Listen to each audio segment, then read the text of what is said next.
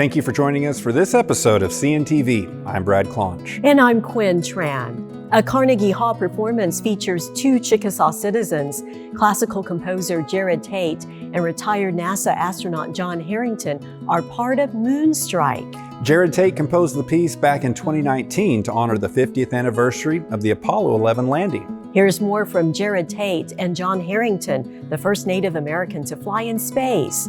He tells us his role in the Carnegie Hall performance. In 1969, July 1969, I was 11 years old. Yeah.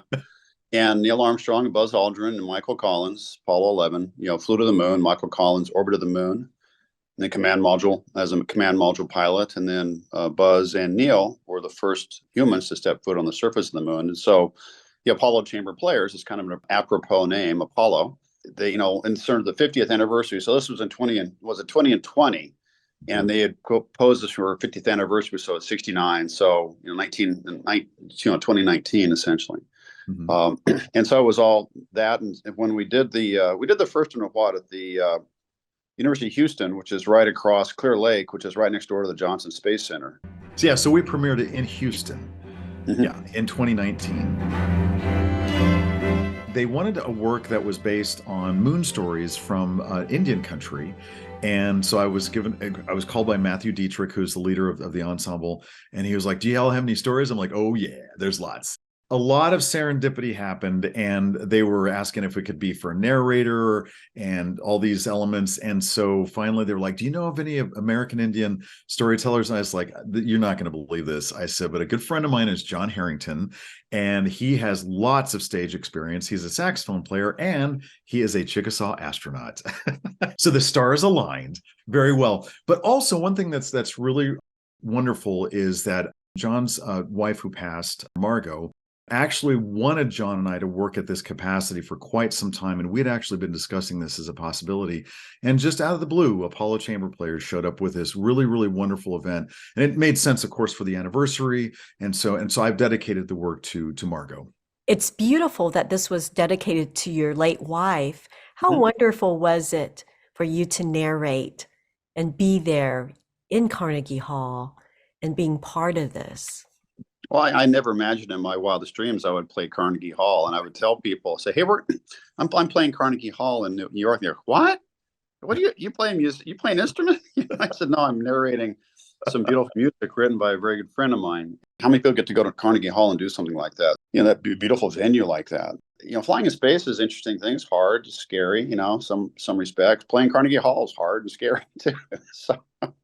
It was a very joyous occasion, and the audience was very warm and friendly, and there was a lot of laughter going on during the concert because of all the interaction with the players and the audience. It was a very, very natural environment, almost like a salon in somebody's home. It was really, really personable and just a beautiful and warm and touching event. Yeah, I thought I'd say intimate is probably a good word for it, because you felt really close to the audience. You're right there. They were very enthusiastic for each of the things that the Apollo Chambers played. They were really enthusiastic about it. And the fact that you got up with Aloha and got to go on stage and talk about it, it felt like a family affair. It's pretty cool. Yeah, it really was. Jerod, what is this music? If you were to describe this music, what does it convey? It is bookended with an arrangement of a Seminole Calusa corn dance, and I wanted to feature that because we have corn harvest, and that has to do with the harvest moon. And so it's bookended by that arrangement. And the three stories inside are the first is a Kalispel story of the origin of the moon, and it's a trickster story about Coyote stealing the moon. And the second one is an Isleta Pueblo story entitled "The Man Who Married the Moon." That's the romantic section with a very happy ending, I like to add. And the third movement is another trickster story about Raven. It's a Haida version of how Raven stole the moon. In the Raven Steals the Moon, I get a chance to to talk like Raven and do the caw caw. And the first time I did it, I had some audience members actually jump in their seats because I'm pretty vocal with my Raven call, and I did this. Some people that jumped up when I did it, so it was kind of John fun. is a very enthusiastic Raven. Very enthusiastic Raven. What is the message you want conveyed and that the audience walk away with? Oh, well, I guess You know, I do have a mission to develop American Indian classical composition, and especially in a cultural epicenter like New York, that's a really great opportunity to express that American Indians are very involved in the fine arts. So this was a really great opportunity for me to show the classical side of Indian country, and everybody there, you know, was pleasantly surprised, basically. And so I have so much fun doing that. And so it's, for me, Carnegie Hall was kind of an apex of being an ambassador for Indian country. We do have an astronaut, a Chickasaw astronaut, narrating a piece by a Chickasaw composer at Carnegie Hall. And so all of that message of just our presence and our joy in our life, and just that we're a part of the fabric, it's a really good message to be a part of. I think also too, one of the things that I do when I perform this, I wear my Chickasaw Warrior Society Pendleton vest, and so I think that in of itself, you know, ties us to as citizens of the Chickasaw Nation, and that people, you know, ask questions about it, and you can tell the story behind it too. So both honor the fact, you know, veterans that have served, and as well, you know, kind of, it's actually the ones that rounds it out. MoonStrike is special for so many reasons. The piece is fantastic. Take a listen to the album recently released featuring MoonStrike. Just go to Spotify. Find it by searching MoonStrike, performed by the Apollo Chambers Players. This ribbon-cutting ceremony officially opens the newest Chickasaw Nation resort located along the shore of Lake Texoma.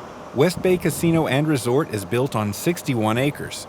The three-story resort features luxury accommodations, 40-room hotel, meeting space and amenities, an outdoor pool, recreation areas, and stunning views. The resort is a plus for tourism and the region's economy. It belongs obviously to the Chickasaw Nation, but it also belongs to the community. It belongs to families around here, because we do employ people from around this area. And so it goes beyond the economic impact. It goes to an impact for this community, and be a positive impact. The new resort will employ more than 170 people. The property is estimated to have a $168 million economic impact in the next 5 years. This is a bank with a purpose and a mission to build better lives. Chickasaw Community Bank now has a new headquarters in Oklahoma City. The tribe dedicated the new 4-story building located on West Memorial Road. The nearly 33,000 square foot building has 79 offices and 6 conference rooms. Chickasaw Community Bank has been thriving for the past 20 years. Over the past decade, the bank has been the top home loan provider to help First Americans with home ownership. Chickasaw Community Bank has a $1.3 billion mortgage servicing portfolio. This year marks the 25th Chickasaw Etafama, the Chickasaw reunion that's held on the Cullahoma grounds. Chickasaw citizens gathered for the 2-day celebration in early May. Families enjoyed the traditional meal, activities, and fellowship. We come every year to the Chickasaw reunion. It's just a really good time for us to get together as a family, do some family-friendly activities, love bringing the kids so that they can have fun. Citizens of all ages participated in the fishing derby and played traditional games that included stickball and the cornstalk shoot. Exhibit C in Oklahoma City is showcasing a special exhibition through this month. Purpose and Pattern spotlights the works of 5 First American artists. See their talents through these beautiful pieces on display. The exhibition celebrates the artists' creativity that infuses Native culture and heritage in their patterns of art. We've enjoyed spending this time with you here on CNTV. Thanks for watching. We'll see you again soon.